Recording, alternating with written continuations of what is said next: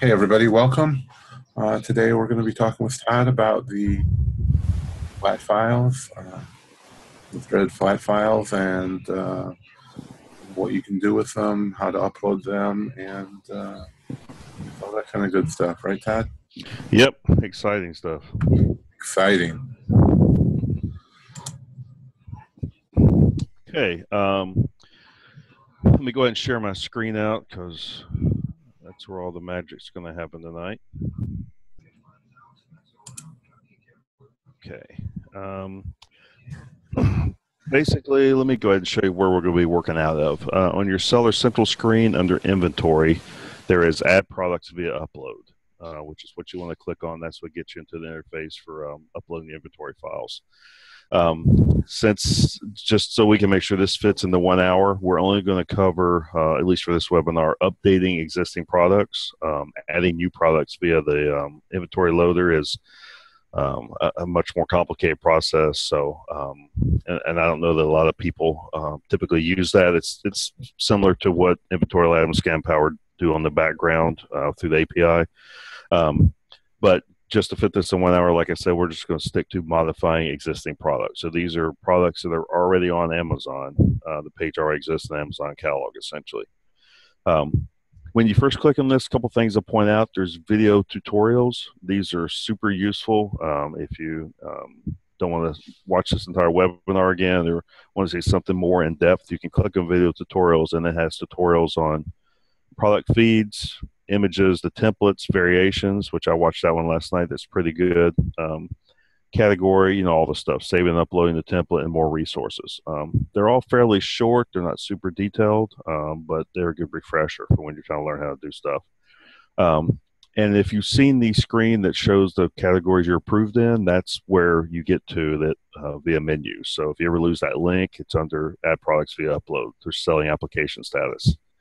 And then over here is some FAQs also that they walk you through how to create variations for your listings, create or modify a product, etc. So you can read through these whenever you get a chance. And again, more topics. So first time you go to this page, make sure you read through all the FAQs and the video tutorials and just kind of get up to speed on it as a refresher. They also walk through the different types of inventory files. And as you can see, there's a bunch of different types. There's one specifically for add a product. Basically, when the page doesn't exist at all, you're creating a product from you, and you have all the product information. There's product matching only, which is when it's already in the catalog and you're just attaching to it, or you do not have the full product information, so you can use it like a placeholder. There's updates, which is what we're going to be doing tonight. There's updating your shipping options, which I've never really done that, so I'm not really super familiar with what all you're doing there. The only thing I know about this is that for the sellers, they can offer free shipping. So if you don't have an older account, that's where you can go in with a shipping override and specify it en masse. So you can specify free shipping. And then the product data changes are similar to what we're doing here. Except for you can also delete product and catalog contributions. So if you want to go out and do a mass delete of your inventory, that's where you can do it. So tonight we're just going to be modifying. We'll walk through a scenario of adding variations to a product. Just a quick note on the way Amazon recommends you do the variations. You have to create the parent Skew first. And the parent Skew doesn't need a UPC. It does not need an EAN. Matter of fact, let's step through that real quick so you can see what I'm talking about. It's an abbreviated, let's see, let me just find like shorts. We'll create a new one, never mind. So first you have to find your category, and we will go in and just see if we can find shorts. And I will show you how you do like a master. And this is for a new product that's not on Amazon. So if you're picking up a line of clothing or what have you. We're going to say apparel, and let's do military apparel shorts. So when you create a parent Skew, see how UPC or EAN is required? Let's go ahead and put this in here. Test shorts, and we won't create it, but just to show you. My brand. We're going to say it's unisex adult. Size will be extra large, and then color blue. Once you choose variation theme, we're going to say size and color. Notice how the color and all that stuff we enter disappears, and so does UPCAN. This product won't be a product available for sale. It's just a collection for all your variations. So if you're setting up something new, make sure you go and create this product first. You also have to create the initial variation to create this product. And so you can just pick one color and one size and add that variation and fill out the basic information and then just save it. So that will be your parent product and the parent SKU that you'll reference. So back to the products we upload. So once you're ready to do upload the file with all your variations, you first have to select your category, which we will go down and say clothing. Let's just do men, clothing. We'll do activewear, and we'll say active pants and sweatpants. So once you get down to a specific category, then it will present the templates that you download for each individual type. I usually do standard. You can get away with light for making new listings. You can also do some modifications with it, but standard just has all the fields basically to do updates with. So once you get this category, just click on standard, and it will download a template file. If you don't have Excel for this, it's going to be a lot more difficult, so I'd recommend getting Excel. You can buy the Office 365. I believe it's around $100 a year for a business license, and that gives you 5 computers, or you can buy a straight-out copy. But most of the macros and the logic they have built into it are specific to Excel, so it'll be a long, hard road if you try to use OpenOffice or Google Sheets or what have you. So we'll go ahead and open this template file.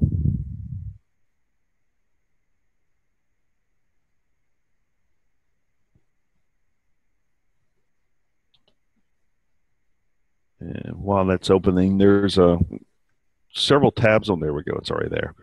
First thing you want to do is click Enable Editing, so it can be read or read write, and then Enable Content, which allows the macros that Amazon includes that makes your life easier to load. They have a decent walkthrough on the front page. You're welcome to print that, but basically it just explains the required fields, the preferred, and the optional fields, and what each of the tabs are. And basically how to save it. We'll be stepping through all this at the end, but already doing the webinar, so you don't have to worry about it now, but just for future reference, you can get to it.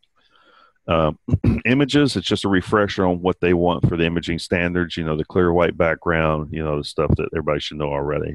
So they mention it on this tab just so you have it as you're creating it. Data definition. So data definition or data dictionary, if any of you have ever been programmers, is essentially just spelling out the fields, what they're used for, the acceptable values, and whether or not they're required in the example. So most of the required fields are only for adding new products. So when you're doing an update, the only thing really required is the Skew and then a couple other fields, but this is mainly for if you're adding a new product, these are all the required ones. But if you see a field in the actual template and you're not sure what they're looking for, you just go back down here and say, like fulfillment latency. You can go look it up here, and it says, basically, that's the number of days from when you receive it till you ship it. So it explains you what it is, what the value needs to be, a sample value, and whether or not it's optional. So this is real good to familiarize yourself with or go back to for reference. I'll skip over the template for now. There's an example where they actually list several examples. Based on what you're trying to do, you can find your example and kind of copy that. So conducting a partial update, which is one of the things that this is frequently useful to do, like if you need to update the text on a bunch of products or ship times or something like that. Creating a parent-child relationship, which is what we're doing tonight. They have an example to walk through it here. Deleting products in bulk, etc. It lists basically several different examples here that you can follow.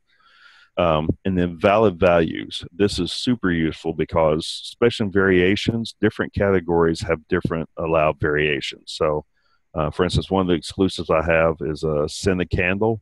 Well, in the category they're listed under, which is home, decor, candles, send the candles, there's no variation supported for scent. You can only do color. So if you try to keep doing scent, which is one of the fields on some of the categories, you'll just drive yourself nuts. So this is a good way to go and look and see what actually is an allowed value. So And here we'll scroll over. I'll try not to make you guys busy, but these are busy spreadsheets. See, for this category that we're listed in now, which is the men's activewear, the only variation themes allowed are color, size, and size plus color. And then for the colors and the sizes, it will list what's allowed also. So if you're getting errors on your upload and you're not sure why, you can come back to this and see if you're using invalid values or not. And it lists basically what's allowed in every single category that we upload. So again, this is a great way two ways you can use it. You can use it to make sure you populate your listing fully, you include all the data, or two, you can use it to go back and see what the allowed values are.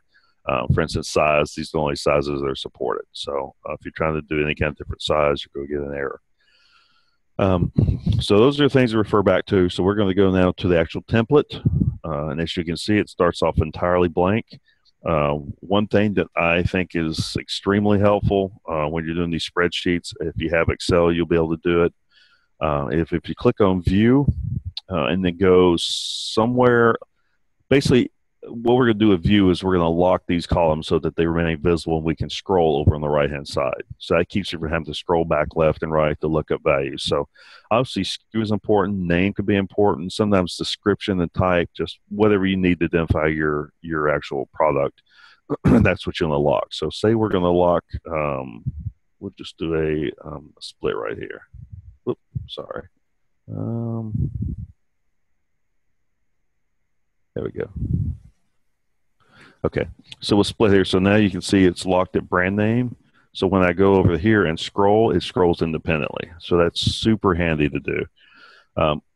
So we're going to go and pretend like we're going to do some, establish some variation for some existing products. So the first thing you'll need to do is put in the item SKU of the actual parent. So let's just call this sweat pant parent. So that's where you put in your actual Amazon SKU. And then for update or delete, this is where we're going to say we're going to do a partial update, which is just certain fields, or a full update, which means you're going to replace everything in the listing, whatever these fields are. So just to explain the difference, partial update is just, say for you just want to change the list price and the currency. You do a partial update, list the list price and the currency, and that's all it would change. If you do a full update, it will replace the list price and currency with what you define, and then blank out all the other fields if there's nothing there. So you always want to do a partial update unless you're just replace the entire listing. So we're going to do a partial update, and that will be true for each SKUs, but we'll come back and copy that. I'll show you how to make that a little bit easier. So we're going to do a partial update, and you scroll over to, it's usually around EH is where it does the parent-child relationships. And as I'm scrolling, a lot of this stuff will look familiar if you ever use the Add a product through Seller Central. Here are your 5 bullet points, the keywords that you use, the search terms, basically everything you can add through Seller Central you can add here. Main images, alternate images, the swatch image is the one that appears on the search listings. Fulfillment information, your weight, your height, all that stuff is in there. Okay, so for this template, it's at BS, which is kind of funny. But this is the actual parent-child relation section. So parentage, this is going to be obviously the parent. So we're saying this is the parent SKU that we're going to associate all the other SKUs with. So obviously parent SKU would be blank. Relation type would be blank on the parent. Let me think about this. Relation type. No, I'm sorry. It's a variation on the parent, and then variation theme is size color. Okay, so we're saying that this is going to be our parent SKU, and we're going to create variations off of this one based on the size and color. Okay, so that's all we need to do for the parent, and then we'll go in here and we'll say sweat pant. Let's do black. Small. So that will be our first child SKU. So we will go ahead and put that in there. I moved this too far over. I should have left it here. Okay, and this will be a partial update. Scroll that back. This will be obviously a child. So we're creating a child relationship here. Parent SKU. This is where we will copy and paste sweatpant parent into parent SKU. Okay, so we're saying that this SKU will be a child of the sweatpant parent. Relation type will also be variation. Variation theme is size, color, and I'll have to look this up. You may not have to specify this for all the children. I'll look it up and update the group. I think it's just on the parent. Matter of fact, I'm pretty sure. So let me leave that out for now. Because we already established a variation on the parent, so for the children, we don't have to do that. So then you scroll over to the variation section. Let's see. There's color. So that's one of the variations we specified, and then size should be on there also. Make sure I can find it. And I don't know of any way to do this quickly, even if you do a search. I guess it was the quickest thing. Size name, there's the other one. So size name, so we said this is going to be a small. So this will be, and this is where you can look at the supported values. So we're going to go to valid values. And we're going to look at, I think it was size name. So you just search for size. If you don't remember the exact name, you can just search for size until you get to the size name column. And once you do a couple of these, especially if you sell the same types of products, you can save one as a template, and it's a lot quicker and easier. That search didn't work, so we just go look for it.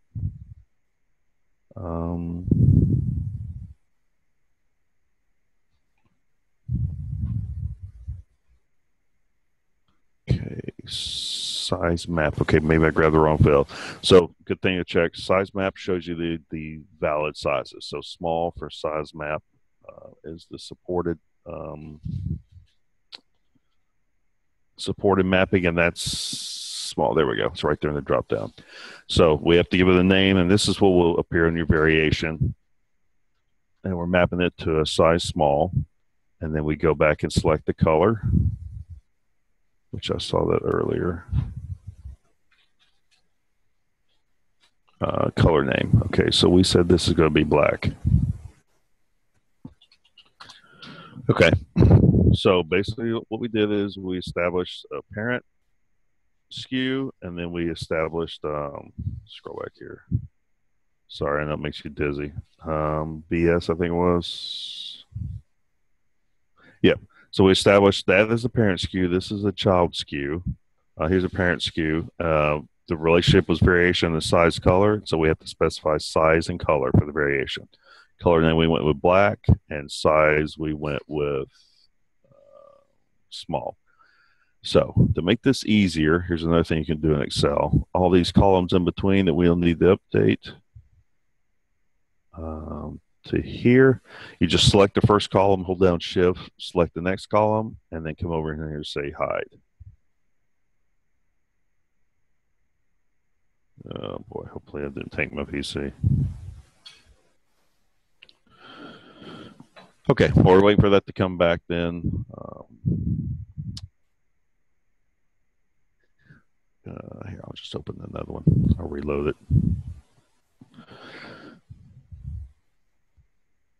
Wow. Okay, so don't hide the columns. I've never had that happen before, but something the macros must have went nuts when I did that. Go back in real quick. So I guess if you're doing variations on clothing, you're just going to have to scroll through the columns because apparently Excel doesn't like you hiding those columns with the macros. Okay, we'll get caught up here real quick again. I'll be smart and split it right here. Okay, and this will be a good review anyway. So we're going to do, let's do sweat. I'll just do sweats this time. Sweats, parent. So that's our parent SKU. We're going to do sweats, black, small, and sweats, blue, small. So here's where you would list all your SKUs that you want to define. And then you can go down and do partial updates for each one.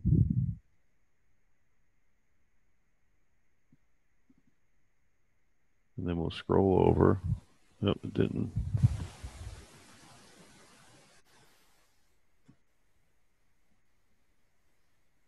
Okay. Then we're going to scroll over to BS, I believe it was, for the parent-child. Yeah, there we go. So this is where you go in and you would say, okay, this is the parent, and these are drop-down boxes. This is the child. The parent skew will obviously be blank on this one, and it will give you an error if you try to put one in here. But we'll go copy this. So parent skew would be this for the two children.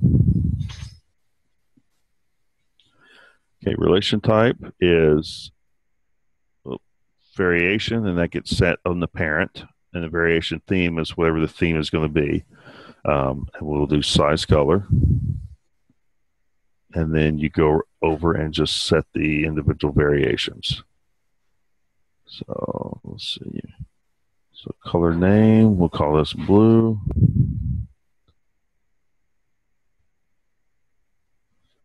And map that to blue. Oh, whoops, call this black.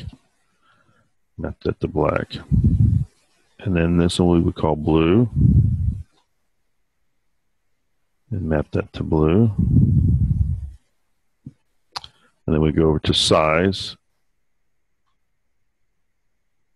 And these are in alphabetical order, but they're by section. So I just have to get to the right section for each one. Okay, so size name, we will call this small. And this will be small, and then we'll map that to small.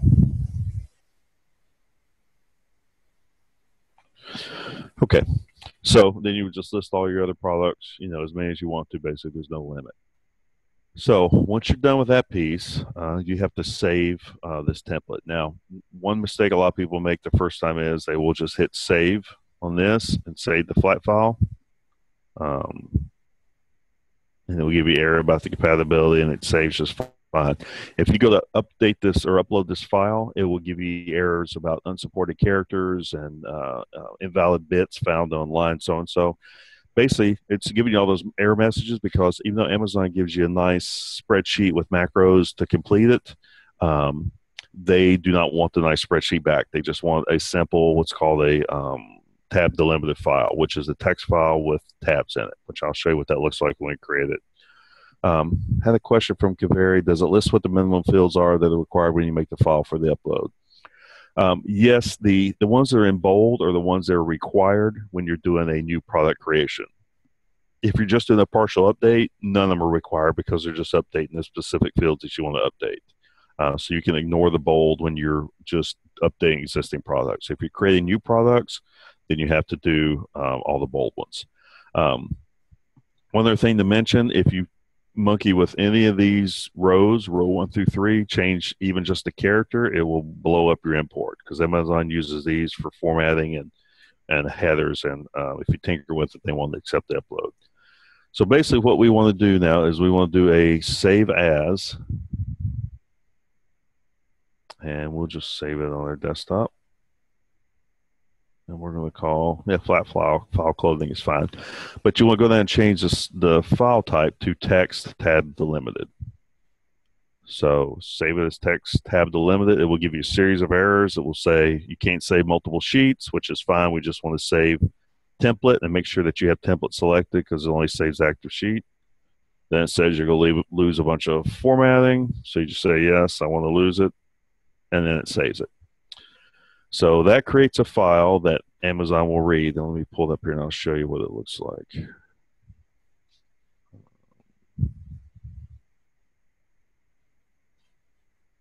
We did flat file clothing. There we go. Drag it over here. Oh, let's go. Let me drag it over to my other screen here for some reason. There we go. This is what it creates. So see all those fields at the top that Amazon says don't tinker with? That's all part of the actual text file it creates.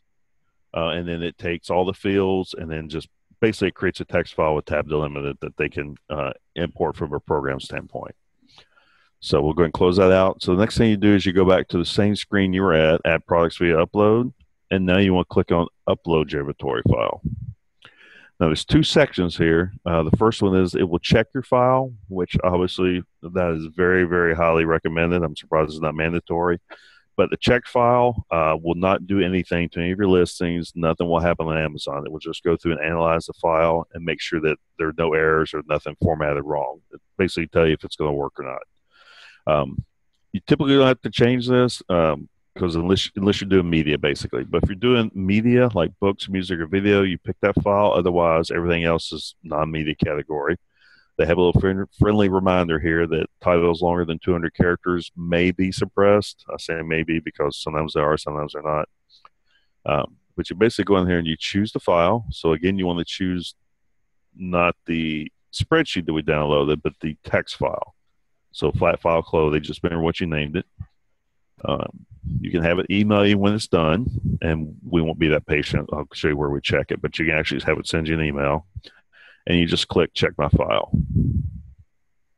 Let me go back to the screen. It automatically takes you to the status, but let me just go back to the screen and show you.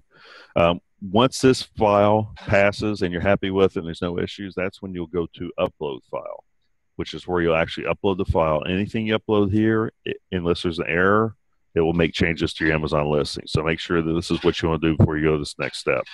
They also have a purge and replace your inventory, which obviously there's very few times when you ever want to do that, but that will wipe out all of your listings and replace it with whatever you upload in your file.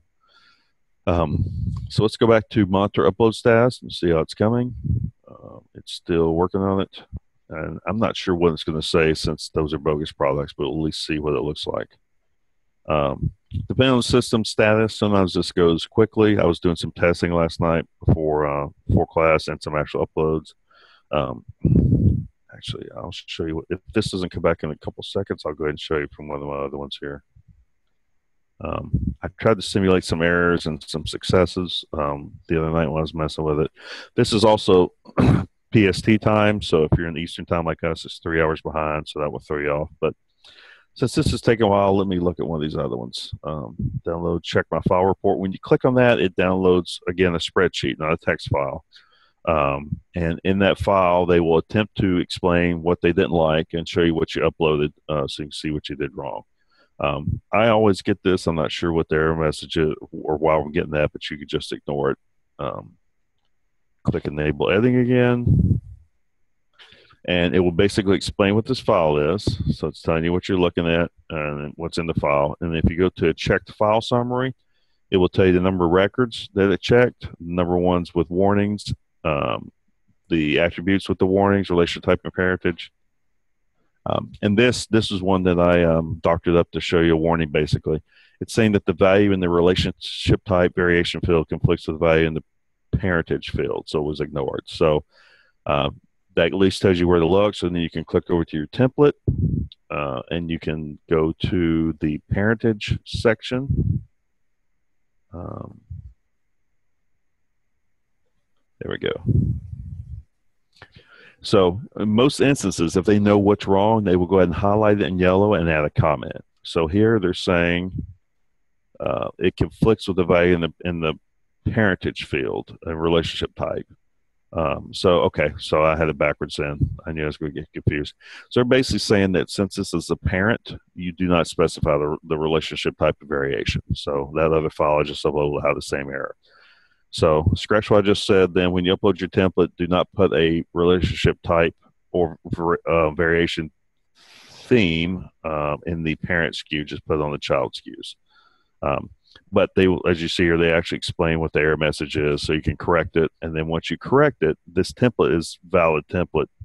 So you can just save it off as a text file again and re-upload it. You don't have to go back to the other one and change it. You can make changes right here.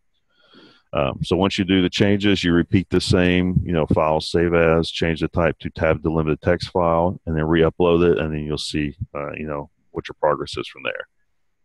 Let me see if this one finished. Yep, there we go. So 1 warning, 2 errors. Okay, so that makes sense because since I had that reversed, it was not going to like that. And you'll find, like I do, that once you get one working, especially if you do the same type of products, you can just save that one as a template. So I just go in and use that as a template and upload it. So I don't have to keep checking it each time. So it's saying that the value is missing from one or more required columns from this group. Relationship type is no. That's because I had it switched. So it's saying I have to specify the relationship type on one, and then I shouldn't, or on two of them, and on one of them I shouldn't have specified it, which makes sense. So let's scroll over here, and we'll see that spelled out for us, hopefully. Yep. So it's saying that since there's nothing in, where is it? Since I have relationship type specified, it shouldn't be a parent. So they're saying that one of these two is wrong, basically. And then in here, they're saying that there's something missing, basically. So take the variation, delete it, and put variation here.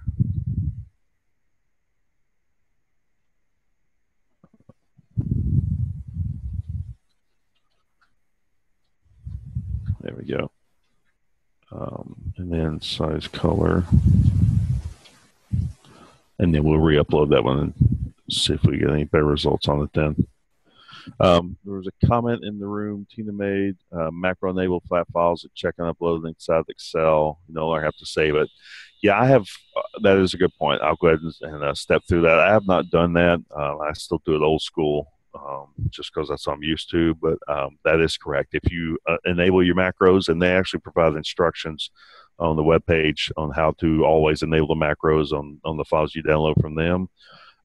You can do it from right there inside of Excel. So if I remember correctly, let's go do that while we're waiting. I think Addins is under options. Yep. Okay. So if you have Excel, you didn't see what I did. If you go to File, Options, then there's an Addins. And there should be, according to what Tina said, there should be some macros. Yeah, there may be another step. I think there's something I have to do on Amazon to download those macros to enable them. Tina and I can research that, and we can do another webinar. But she is correct. You don't have to go through the save as and upload it separately. It does all with the macro.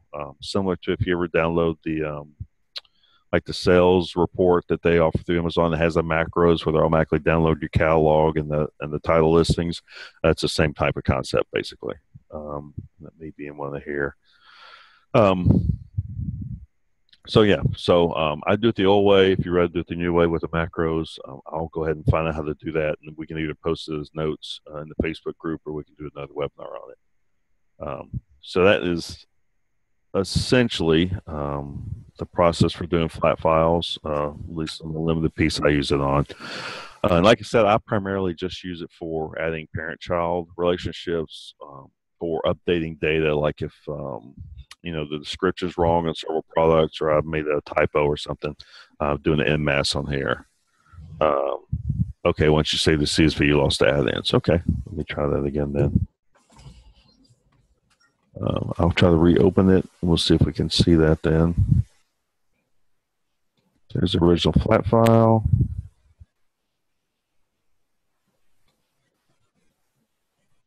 Let's see if it's here.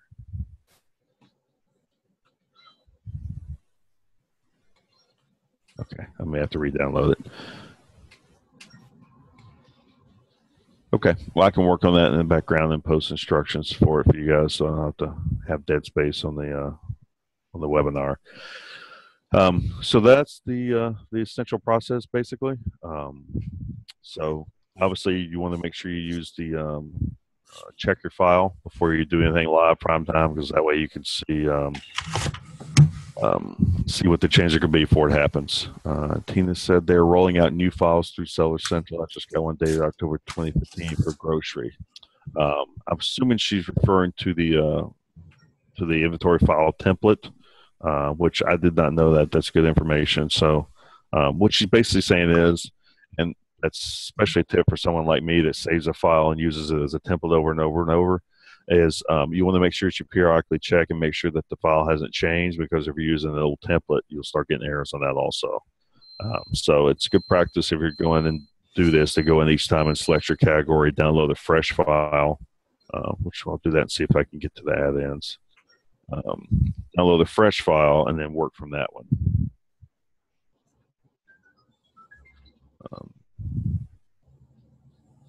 Or at least download it and check the size and make sure it hasn't changed. And Todd, everybody doesn't use Excel, so if you're not using Excel, then you probably aren't going to be able to use the templates either.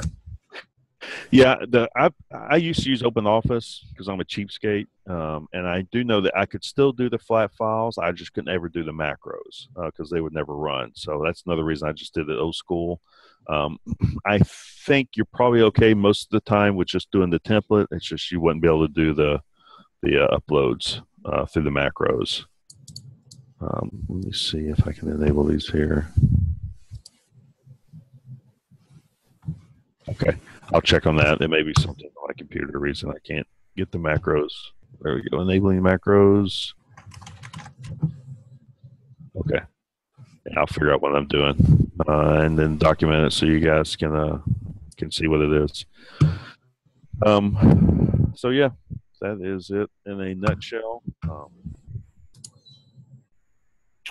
Obviously not something that you want to do frequently if you can avoid it because it's very tedious. So one way to bypass it is and we don't always have this luxury, but if you're creating a new product with variations, when you add the product, if you go ahead and list all the variations and populate all the data right when you create the product, you don't have to mess with this because you can do it on the fly through add a product.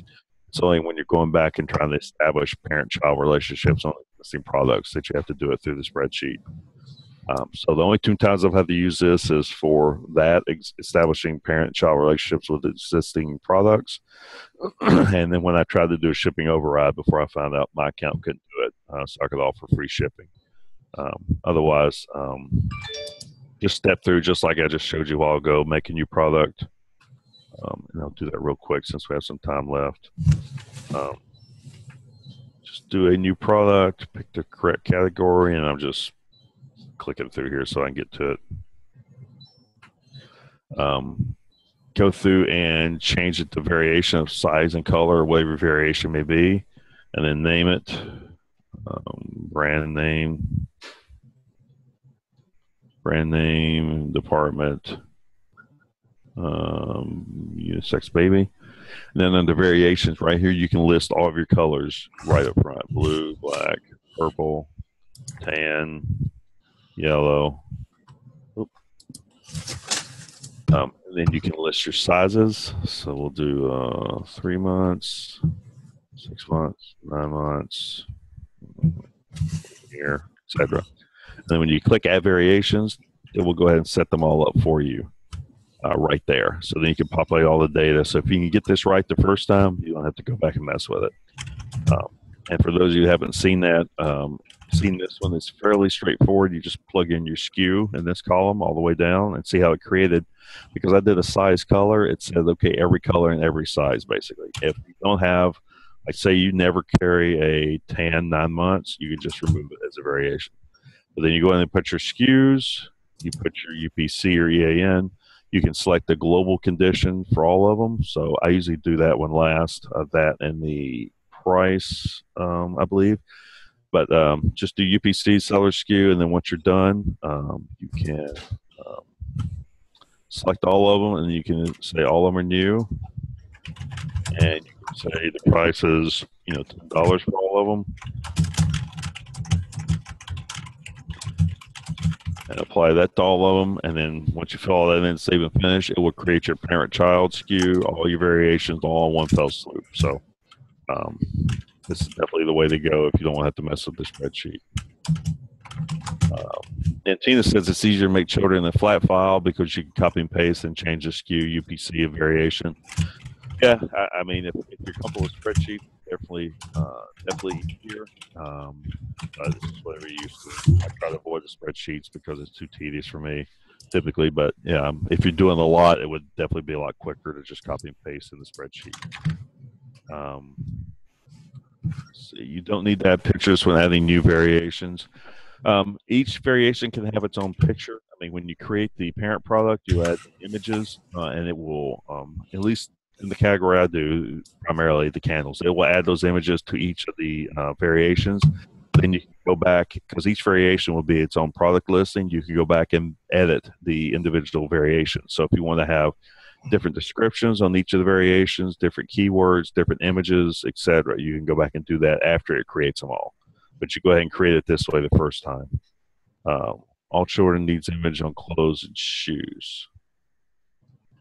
Is that for, Tina, are you saying for every variation you have to add separate images, or you can just add them on the parent?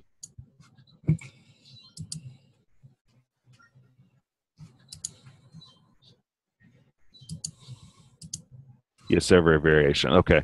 So clothes and shoes, every variation you have to upload specific images for those individually. So, and I guess that would make sense since there's colors and variation, colors and sizes. To answer your question, you would have to add pictures when adding the variations. I've kind of adopted Sean's principle, and then I try not to create products if at all possible. So someone else has already done the work on me on those, especially on clothes and shoes. But for the new products, like I said, the candles, that's the only one I've had to create variations for repeatedly. And Letitia, yep, thanks for clearing that up, Tina, because I had not done that. Clothes and shoes. Let's see. So yeah, that is it in a nutshell. For size of the variation, you can use the same image link. Okay, so you only have to post individual images if the variation is color or pattern or style or that type of thing. Or there will obviously be variations. Okay. Good deal. Okay.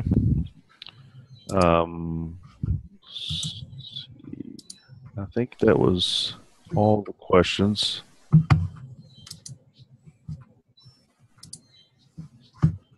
Okay, sounds good. I think that was it. Thanks a lot, Todd. Yep, no problem. We'll see you next week. All righty, thanks.